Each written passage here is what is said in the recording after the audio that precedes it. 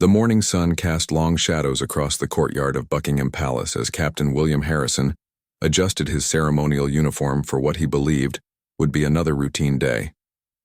The red fabric felt heavier than usual against his shoulders, weighted not by the gold braiding and medals, but by the burden of knowledge he carried.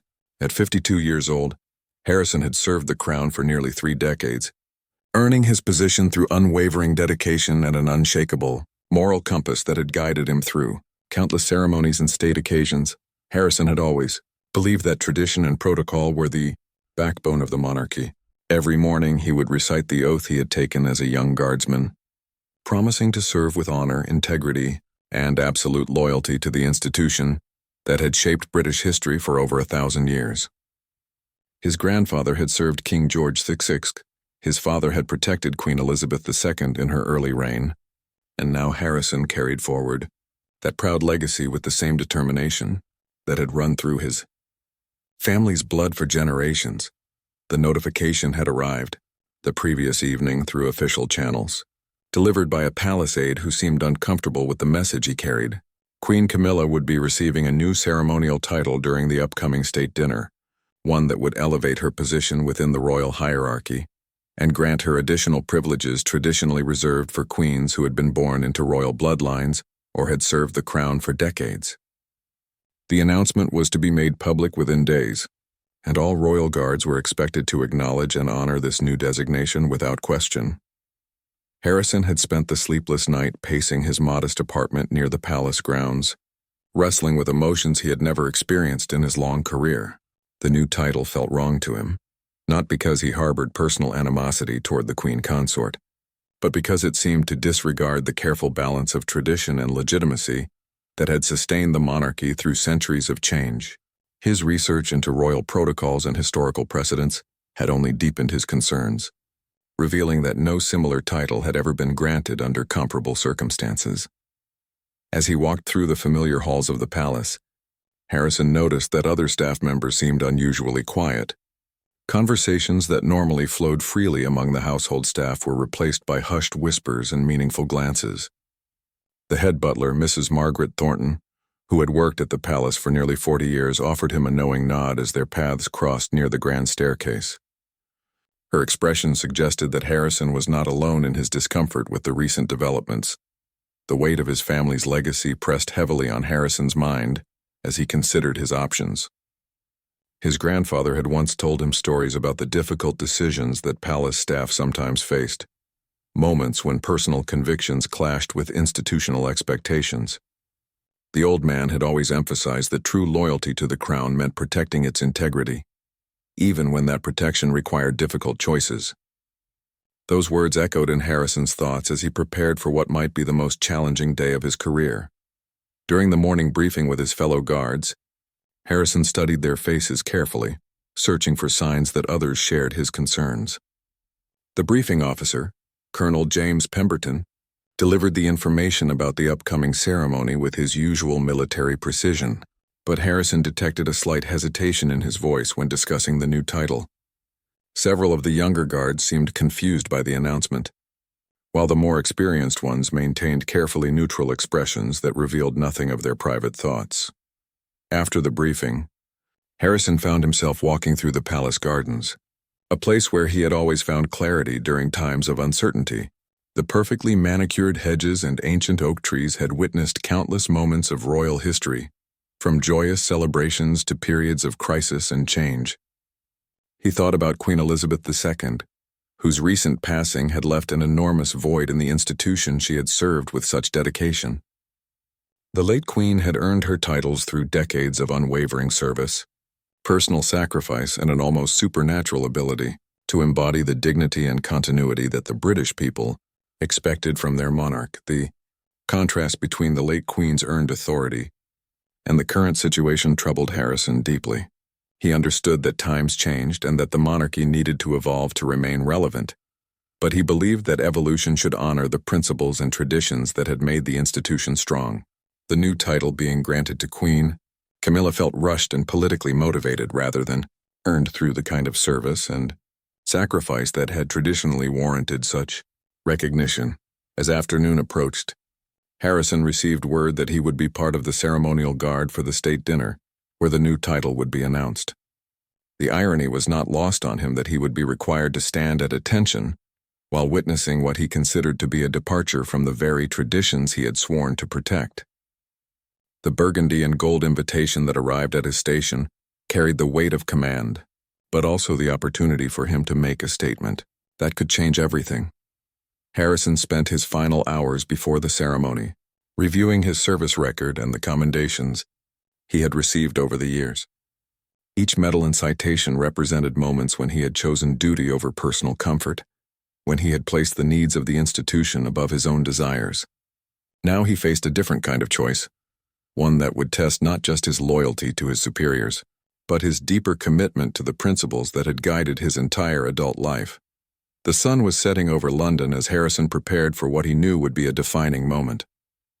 The palace staff moved with their usual efficiency, preparing for an evening that would be remembered not for its planned ceremonies, but for the unexpected challenge that one man's conscience would present to the carefully orchestrated proceedings. Harrison straightened his uniform one final time, knowing that his next actions would either vindicate his family's legacy of service or mark the end of his distinguished career in royal protection. The state dining room gleamed under the light of crystal chandeliers as distinguished guests began arriving for what palace officials had promised would be a memorable evening. Captain Harrison stood at his designated position near the entrance, his posture rigid and professional, despite the turmoil churning in his mind. Each arriving dignitary represented years of diplomatic relationships and carefully maintained protocols, and Harrison understood that his planned action could potentially disrupt far more than a single ceremony. Among the guests were several members of Parliament, foreign ambassadors and representatives from Commonwealth nations who had traveled specifically to witness the historic announcement. Harrison recognized many faces from previous state functions, people who had come to trust in the seamless execution of royal ceremonies and the unwavering dignity that such occasions represented. The thought of disappointing these expectations added another layer of complexity to his decision, but also strengthened his resolve to act according to his conscience. King Charles entered the dining room with Queen Camilla at his side, both dressed in the formal regalia appropriate for such a significant occasion.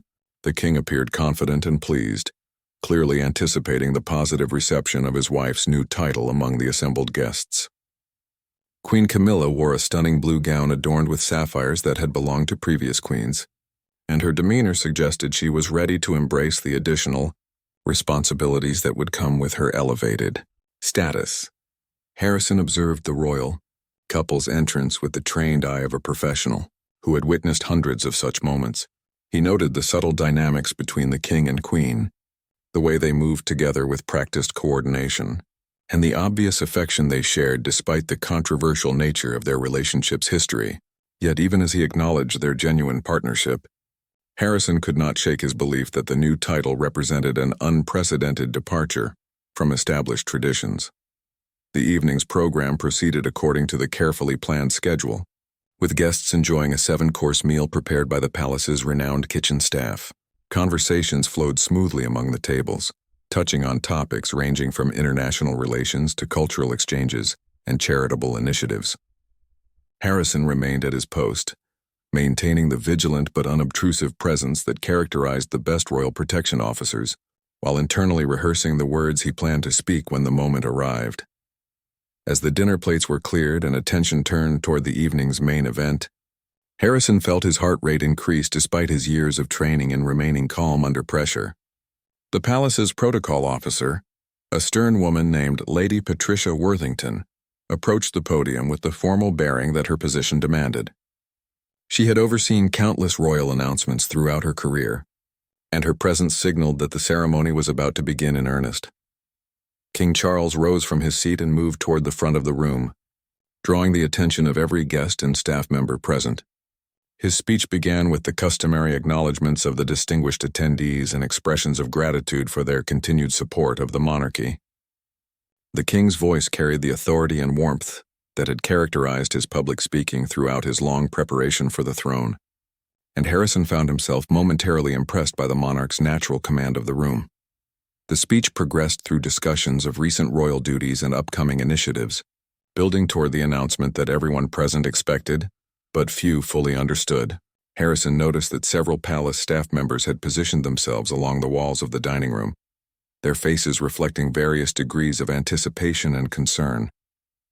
He caught the eye of Mrs. Thornton, the head butler, who offered him an almost imperceptible nod that seemed to convey both understanding and support for whatever action he might choose to take when King Charles began the portion of his speech that would introduce the new title for Queen Camilla. Harrison felt as though time had slowed to an almost unbearable pace. Each word seemed to hang in the air, weighted with implications that extended far beyond the immediate ceremony. The king spoke of his wife's dedication to royal duties, her charitable work, and her commitment to serving the British people with the same devotion that had characterized the finest queens in the nation's history. The guests responded with polite applause as the king detailed the specific privileges and responsibilities that would accompany Queen Camilla's new designation. Harrison listened carefully to every word, analyzing the language for any acknowledgement of the historical precedents that his research had shown were lacking. Instead, he heard justifications based on modern considerations and personal merit rather than the time-honored traditions that had always governed such decisions in the past. As the king approached the climactic moment of his announcement, Harrison made his final mental preparations for the action that would define the remainder of his life. He thought briefly of his grandfather's stories about moments of moral courage, his father's examples of principled service, and his own 3 decades of dedication to protecting the institution he loved. The weight of these memories gave him strength as he prepared to step forward and challenge what he believed to be an improper deviation from royal tradition. The room fell, silent as King Charles raised his voice to make the formal declaration of his wife's new title. Every eye in the dining room focused on the royal couple, and even the most experienced palace staff seemed to hold their breath in anticipation.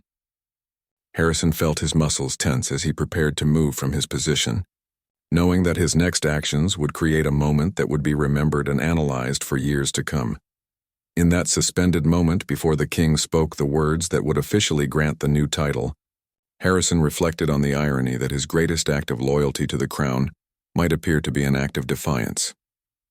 He understood that challenging the monarch in such a public setting violated every protocol he had ever learned. Yet he also believed that allowing what he considered an illegitimate title to be granted without objection would represent a far greater betrayal of his oath to protect the monarchy's integrity and traditions. The moment arrived with startling suddenness. King Charles had just begun to utter the words that would officially bestow the new title upon Queen Camilla when Captain Harrison stepped forward from his position along the wall. The sound of his boots against the polished marble floor seemed unnaturally loud in the hushed dining room, drawing immediate attention from every person present. The carefully orchestrated ceremony came to an abrupt halt as all eyes turned toward the uniformed figure who had dared to interrupt the sovereign's proclamation. "Your Majesty," Harrison said in a clear, steady voice that carried across the silent room, "I must respectfully object to this proceeding." The words hung in the air like a thunderclap, creating a moment of stunned disbelief among the assembled guests and staff. Never in the living memory of anyone present had a royal guard challenged a monarch during such a formal ceremony. And the unprecedented nature of Harrison's action left everyone frozen in place, uncertain how to respond to such an extraordinary breach of protocol. King Charles paused mid-sentence, his expression shifting from surprise to barely contained anger as he processed what had just occurred. The monarch had been interrupted during one of the most significant announcements of his reign, and the person responsible was someone sworn to protect and serve the crown without question. Queen Camilla's face flushed with a mixture of embarrassment and indignation, while the distinguished guests began murmuring among themselves, their diplomatic training struggling to provide guidance for such an unprecedented situation. Harrison maintained his respectful posture despite the shocked stares and whispered conversations that erupted around him. His years of military training had taught him to remain calm under extreme pressure, and he drew upon that discipline as he prepared to explain his objection in terms that would honor both his position and his convictions. He understood that he had crossed a line from which there could be no return, but his commitment to what he believed was right gave him the strength to continue. "Your Majesty," Harrison continued, his voice remaining steady despite the magnitude of what he was attempting. "I have served this crown faithfully for 29 years, as did my father and grandfather before me. In all that time, I have never questioned a royal command or challenged a sovereign's decision. However, I cannot in good conscience remain silent while a title is granted that lacks the historical legitimacy and traditional foundation that have always been required for such honors." The king's face darkened with anger as he struggled to maintain his composure. In front of the international guests and dignitaries who had come to witness what was supposed to be a celebratory occasion, palace security officers began moving discreetly toward Harrison's position, but the captain showed no signs of becoming aggressive or threatening. His challenge was purely verbal and constitutional in nature, delivered with the respect due to his sovereign, but with an unwavering commitment to principles he held above personal safety. Lady Patricia Worthington, the protocol officer, looked absolutely mortified as she realized that her carefully planned ceremony had been derailed by what appeared to be an act of insubordination from within the palace's own ranks. She glanced frantically between the royal couple and Harrison, uncertain whether to order his immediate removal or to allow him to complete his statement.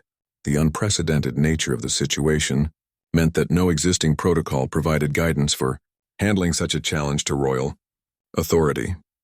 Several of the foreign dignitaries began whispering urgently to their aides, clearly concerned about the implications of witnessing such a dramatic confrontation between the monarchy and its own staff.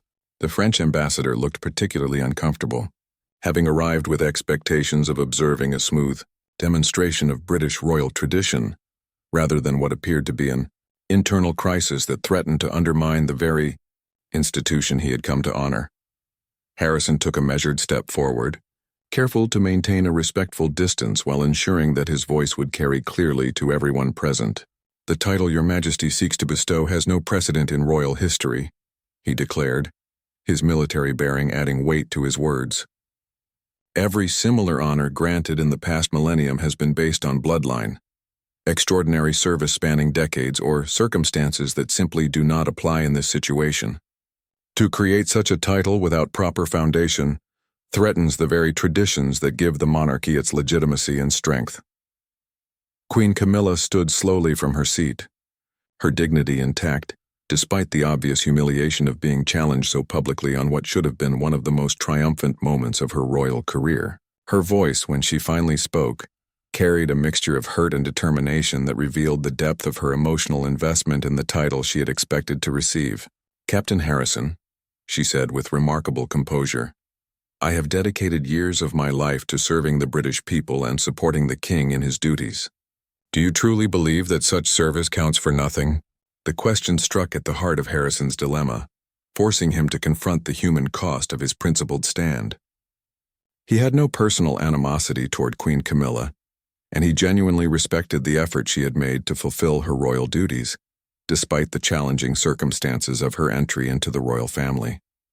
Yet his belief in the importance of maintaining traditional standards outweighed his sympathy for her personal situation and aspirations.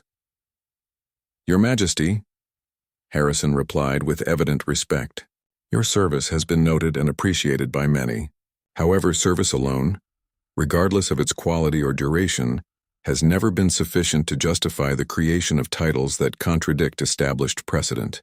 The monarchy's strength lies not in adapting to contemporary expectations, but in maintaining the timeless principles that have sustained it through centuries of change and challenge." The tension in the room continued to build as other palace staff members began to show signs of taking sides in the unprecedented confrontation. Some appeared sympathetic to Harrison's position, nodding slightly or maintaining carefully neutral expressions that suggested agreement with his concerns. Others looked scandalized by his public challenge to royal authority, clearly believing that such matters should be addressed through private channels, rather than dramatic public confrontations that could damage the monarchy's reputation. The silence that followed Harrison's declaration stretched uncomfortably as King Charles struggled to formulate a response that would address the challenge while maintaining his authority in front of the assembled dignitaries.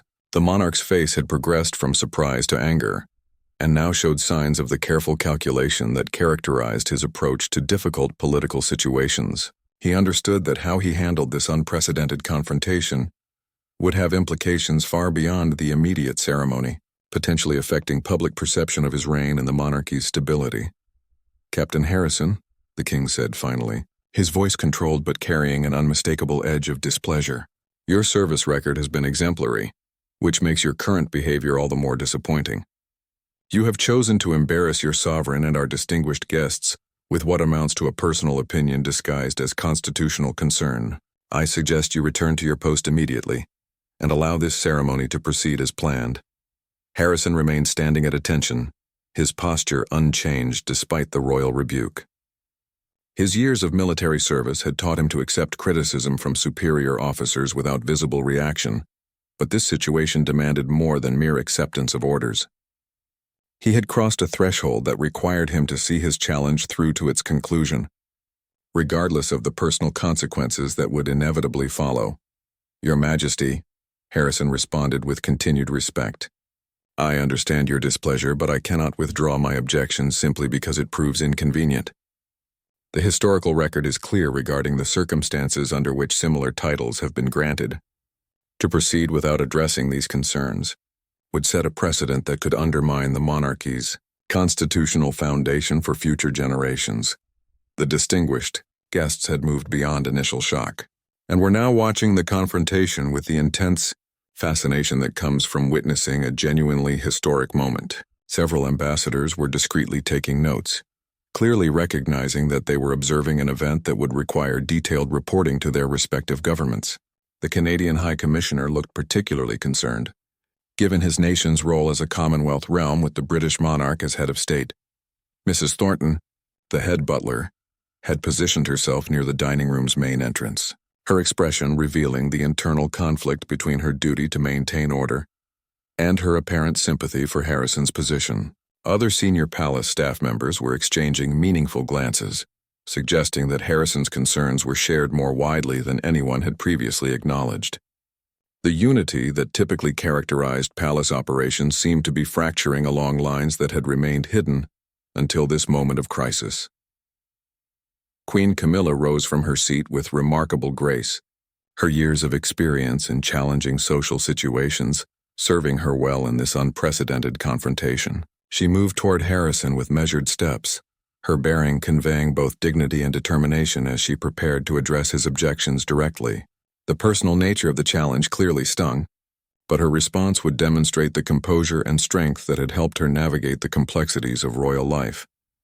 "Captain Harrison," she said, her voice carrying across the silent room, "you speak of precedent and tradition as though they were immutable laws rather than evolving customs. The monarchy has survived for over 1,000 years precisely because it has adapted to changing circumstances, while maintaining its essential character. My role as queen consort has already been established through marriage to the king. The additional title merely recognizes responsibilities I have already assumed. The reasoned nature of her response created a moment of uncertainty among the observers, many of whom found themselves genuinely conflicted about the merits of both positions. Harrison's challenge was based on legitimate historical concerns, but Queen Camilla's defense highlighted the practical realities of her situation and the evolving nature of royal institutions. The confrontation had moved beyond simple insubordination to become a genuine, constitutional debate being conducted in the most dramatic possible setting. Harrison listened carefully to Queen Camilla's argument before responding, recognizing that she had raised points that deserved thoughtful consideration, even as he maintained his fundamental objection. "Your Majesty raises valid points about adaptation and evolution," he acknowledged. "But the changes you describe have always occurred through established processes that involved consultation with Parliament, the Church, and other constitutional authorities. This title appears to have been created through royal prerogative alone, without the broader consultation that such significant changes have traditionally required." The mention of Parliament and the Church added new dimensions to the confrontation, reminding everyone present of the complex web of relationships and responsibilities that governed the modern British monarchy.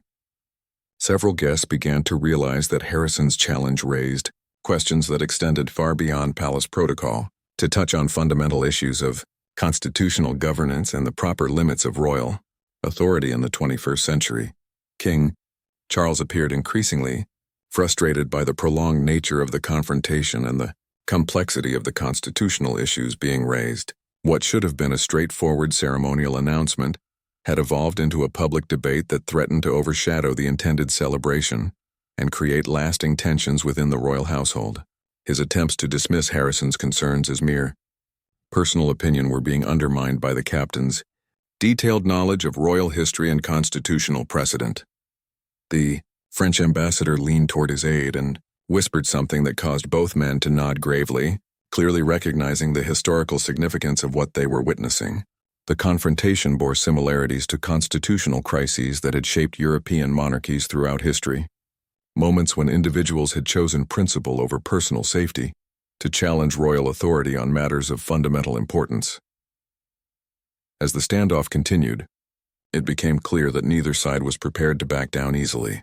Harrison had committed himself to a course of action that could only end with either vindication of his position or the destruction of his career, while the royal couple faced the impossible choice between acknowledging the validity of his concerns and maintaining their authority in front of an audience that included some of the most important diplomatic representatives in the Western world. The atmosphere in the state dining room grew increasingly charged as other members of the palace staff began to show subtle signs of choosing sides in the unprecedented confrontation. Colonel James Pemberton, who had delivered the morning briefing about the ceremony, stepped forward from his position near the far wall. His movement drew immediate attention, and his weathered face bore an expression of solemn determination that suggested he was about to make an announcement of considerable importance. "Your Majesty," Colonel Pemberton said, his military bearing matching that of Captain Harrison, "I must respectfully inform you that Captain Harrison's concerns are shared by other members of the Palace Guard. We have spent considerable time researching the historical precedents for such titles, and we have found no legitimate basis for the honor you seek to bestow." His words landed like a bombshell in the already tense room, transforming what had appeared to be an isolated act of insubordination into something approaching an organized challenge to royal authority. The revelation that multiple palace guards shared Harrison's concerns sent ripples of shock through the assembled guests and staff. King Charles's expression darkened further as he realized that the crisis was far more serious than he had initially understood. What he had hoped to dismiss as one man's misguided protest was revealing itself to be a broader institutional rebellion based on deeply held convictions about constitutional propriety and royal tradition. Several younger guards near the room's entrance exchanged meaningful glances, their faces reflecting the internal struggle between their sworn duty to obey royal commands and their growing understanding of the constitutional issues at stake. The unity and discipline that characterized the Royal Guard was fracturing in real time, creating an unprecedented situation that threatened to undermine the very foundations of palace security and royal authority. Lady Patricia Worthington looked absolutely horrified as she watched her carefully orchestrated ceremony dissolving into chaos. Her decades of experience in managing royal events had never prepared her for a situation where the palace's own staff would openly challenge the monarch during a formal state function. She glanced desperately toward the king, seeking guidance on how to salvage the evening while minimizing the diplomatic damage that was already becoming inevitable. Mrs. Thornton moved quietly among the international guests, offering reassuring words and attempting to maintain some semblance of normal protocol, despite the extraordinary circumstances unfolding around them. Her efforts were largely unsuccessful, as the diplomats and dignitaries were far too captivated by the historic confrontation to focus on social pleasantries. Many were already formulating the reports they would send to their governments about this unprecedented breakdown in royal ceremony. Queen Camilla maintained her composure despite the obvious humiliation of watching a celebration in her honor transform into a public challenge to her legitimacy. Her hands remained steady as she gripped the back of her chair, but close observers could detect the slight tremor in her voice when she spoke again. "Gentlemen," she addressed both Harrison and Pemberton, "your concerns, however misguided, deserve a response. Perhaps we should adjourn this gathering and address these matters through appropriate channels." The suggestion of adjournment created a moment of uncertainty, as everyone present recognized the unprecedented nature of the situation. Never in modern royal history had a formal ceremony been interrupted and potentially canceled due to objections from palace staff. The diplomatic implications alone were staggering, as representatives from dozens of nations would return to their capitals with accounts of internal strife within the British monarchy. Harrison sensed that the momentum of events was approaching a critical juncture where decisive action would be required. The support from Colonel Pemberton and the apparent sympathy of other guards had strengthened his position, but he understood that the confrontation needed to reach a resolution that would either vindicate his stance or clarify the consequences of his challenge. "Your Majesty," he said, addressing King Charles directly, "I propose that this matter be submitted to the Lord Chancellor and the Archbishop of Canterbury for their review and opinion. If they determine that the title has proper constitutional foundation, I will publicly apologize and accept whatever punishment you deem appropriate." The proposal caught everyone by surprise with its reasonableness and constitutional propriety.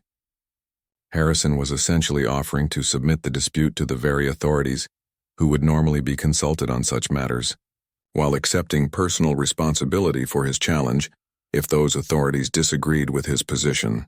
The suggestion demonstrated both his confidence in his research and his genuine respect for constitutional processes, even as it maintained his fundamental objection to the proceedings. King Charles found himself in an impossible position.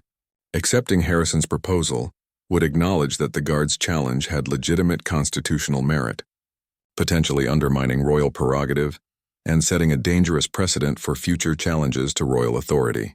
Rejecting the proposal, however, would make the monarch appear arbitrary and dismissive of constitutional concerns, particularly in front of international observers who would report such behavior to their governments. The Canadian High Commissioner leaned forward in his seat, clearly recognizing the implications for Commonwealth realms, where constitutional monarchy required careful balance between royal prerogative and democratic oversight.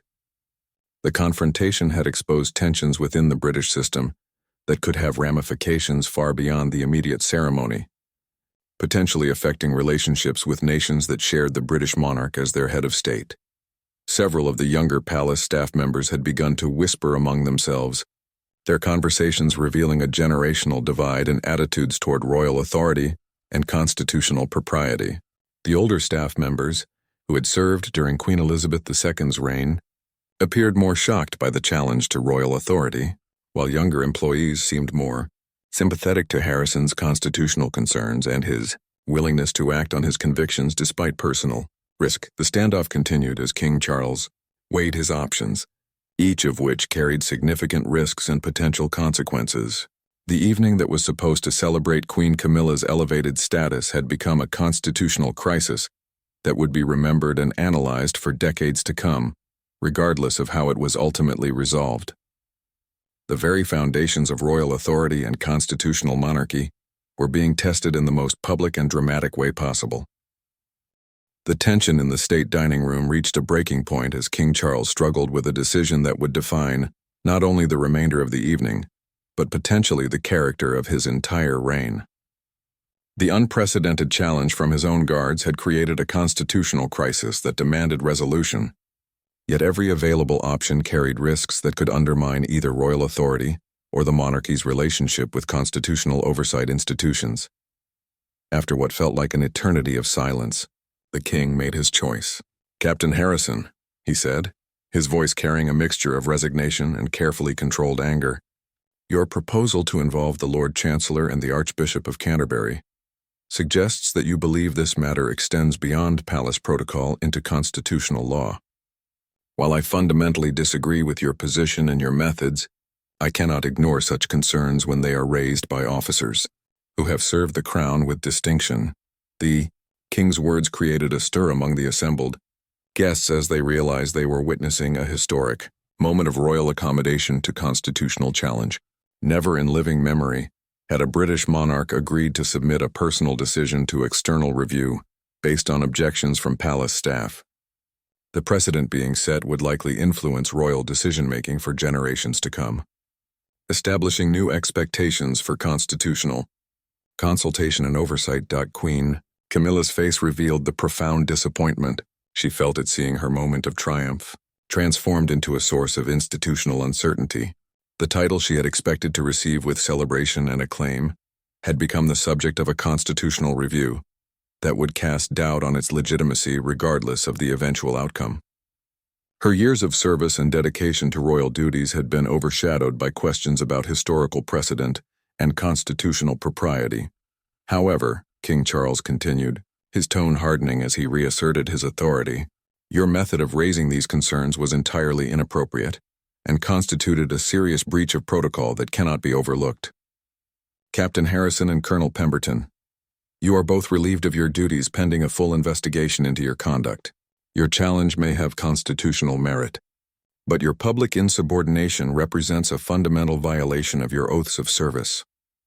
The immediate dismissal of the two senior guards sent shockwaves through the remaining palace staff, many of whom had been quietly supportive of their constitutional concerns. The king's decision to acknowledge the legitimacy of their arguments while punishing their methods created a complex moral situation that left everyone uncertain about the proper balance between constitutional duty and institutional loyalty. Harrison accepted the king's pronouncement with the same dignity he had maintained throughout the confrontation. Your Majesty, he said simply, I understand and accept the consequences of my actions. I acted according to my conscience and my understanding of constitutional duty, and I am prepared to face whatever punishment you deem appropriate.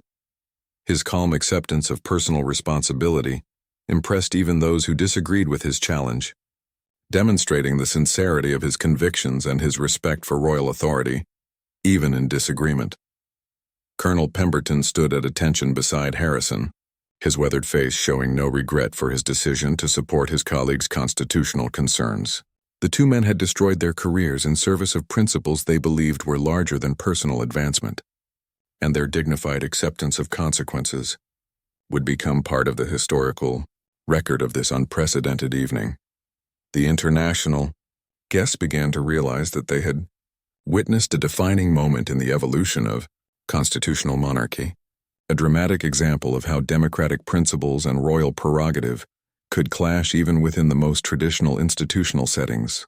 The French ambassador was already composing mental notes for his report to Paris, recognizing that the events would be studied by constitutional scholars and political scientists for decades to come. Lady Patricia Worthington approached the king with obvious reluctance, seeking guidance on how to conclude the evening's program, given the extraordinary circumstances that had derailed the planned ceremony.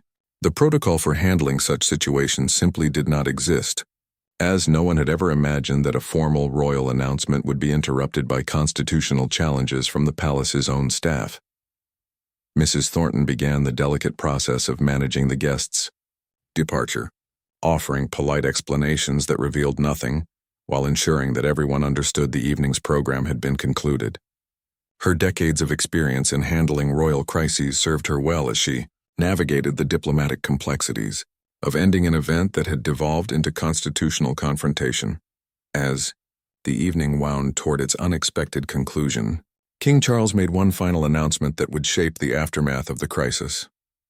The ceremony honoring Queen Camilla will be postponed pending constitutional review, he declared, his words carrying the weight of historical significance. The questions raised tonight, regardless of their inappropriate presentation, deserve proper consideration by the appropriate authorities. The postponement represented a personal victory for Harrison and Pemberton, even as their careers lay in ruins. Their willingness to sacrifice everything for constitutional principle had forced the monarchy to acknowledge that even royal prerogative had limits and that traditional oversight mechanisms retained relevance in the modern era. The cost of their protest had been enormous, but the constitutional precedent they had established would influence royal decision-making for generations. Queen Camilla maintained her dignity as the evening concluded, but the disappointment in her eyes was unmistakable. The title she had anticipated receiving had become a source of constitutional controversy that would follow her regardless of the eventual outcome of the review process. Her position within the royal family remained secure, but the shadow of legitimacy questions would linger over any future honors or recognition she might receive as the last guests departed and the palace staff began the process of cleaning and securing the dining room. The full magnitude of the evening's events began to settle over everyone involved. A routine ceremonial announcement had become a constitutional crisis that would reshape expectations for royal authority and institutional oversight, all because one man had chosen conscience over career security. 3 weeks after the unprecedented confrontation at Buckingham Palace, the constitutional review requested by King Charles reached its conclusion. The Lord Chancellor and the Archbishop of Canterbury, working in consultation with leading constitutional scholars and historians, had conducted a thorough examination of the historical precedents and legal foundations surrounding the proposed title for Queen Camilla. Their findings would determine not only the fate of the delayed ceremony, but also the ultimate vindication or condemnation of Captain Harrison's dramatic challenge. Harrison spent those weeks in a strange state of suspended animation, formally dismissed from his position, but not yet facing criminal charges or final punishment.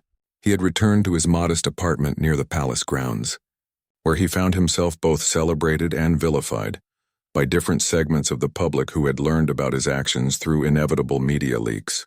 Letters arrived daily from supporters who praised his constitutional courage, while others condemned him as a disloyal troublemaker who had embarrassed the monarchy on the international stage. The media coverage of the incident had been intense but carefully managed, with palace officials working desperately to minimize the diplomatic damage while addressing legitimate questions about constitutional procedures. International news outlets had picked up the story, presenting it as everything from a quaint British constitutional dispute to a serious crisis that revealed fundamental tensions within the modern monarchy. The French press, in particular, had covered the story with barely concealed delight, viewing it as evidence of the inherent contradictions within constitutional monarchy. Colonel Pemberton had returned to his family home in the countryside, where he spent his days walking through ancient woods and reflecting on a career that had ended in spectacular fashion. His wife, initially shocked by his decision to support Harrison's challenge, had come to understand and respect his commitment to constitutional principles even at enormous personal cost. The couple had begun making plans for a quiet retirement that would allow them to avoid the ongoing publicity surrounding the constitutional review. When the official findings were finally released, they created another sensation that rippled through British political and constitutional circles. The Lord Chancellor and Archbishop had concluded that Harrison's constitutional concerns were indeed valid, finding that the proposed title lacked sufficient historical precedent and had been created without the proper consultation that such innovations traditionally required. The review recommended that any similar honors in the future should involve parliamentary consultation and approval, establishing new guidelines that would govern royal prerogative in constitutional matters. The vindication of Harrison's position created an awkward situation for King Charles, who found himself obligated to acknowledge that his dismissed guards had been constitutionally correct, while maintaining that their methods had been inappropriate and unacceptable. The king issued a carefully worded statement that praised the constitutional review process while emphasizing that internal dissent should be handled through proper channels rather than public confrontation. Queen Camilla received the news with remarkable grace, publicly accepting the constitutional review's findings while emphasizing her continued commitment to serving the British people, regardless of formal titles or recognition. Her dignified response to what must have been a profound personal disappointment earned her considerable respect from many who had previously questioned her position within the royal family. The incident had, paradoxically, enhanced her public standing by demonstrating her ability to handle adversity with royal composure. The aftermath of the constitutional crisis brought unexpected changes to palace operations and royal protocol. New procedures were established for internal consultation on constitutional matters, creating channels through which staff members could raise concerns without resorting to public confrontation.